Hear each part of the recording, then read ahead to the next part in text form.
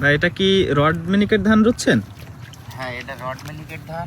আচ্ছা, এটা তো যশোরে এবং সারা বাংলাদেশে খুব একটি পরিচিত জাত। তো আমার নাইম এগ্রো সিড থেকে যারা রড মিনিকেট ধানের বিজনেসে তাদেরকে একটু আপনি রড মিনিকেট সম্পর্কে কিছু তথ্য যদি তুলে ধরতেন।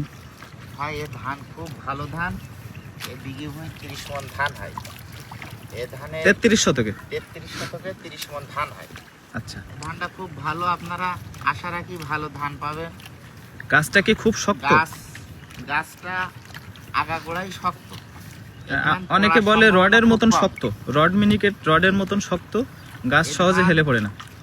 আপনার মনে করেন পড়বে না, এক কথায় ধান পেকে গেলে অন্যান্য ধান যেরকম পড়ে যায়, এ ধান পড়বে না। আচ্ছা, দোকান আশা রাখা যায়। আচ্ছা, আর হচ্ছে আপনার 33 শতকে ফলন কেমন? 33 শতকে এ ধান 33 শতকে 33 মণে আশা রাখা যায়। আচ্ছা, এটা কি শুকনা না কাঁচা? এটা শুকনো। আচ্ছা, আর এটা রোপণের পদ্ধতিটা কি বা সারের পদ্ধতি? অন্য যে ধানগুলো আছে সেম একই পদ্ধতি? সেমই পদ্ধতি। এতে সার অন্যান্য ধানেও যা দেবেন এতেও সেই সিস্টেমই দেবেন। আচ্ছা, ইউরিয়া কি বেশি দিতে হবে নাকি না সেম?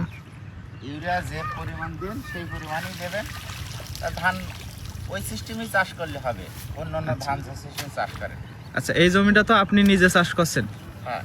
জি, তাহলে সেই ক্ষেত্রে আপনি তো একজন চাষি হিসেবেই যে তথ্যগুলো দিলেন এটা সবার জন্য আসলে উপকারী হবে। আর এটা কি সারা বাংলাদেশে চাষ উপযোগী? আশা রাখা যায় ভালো।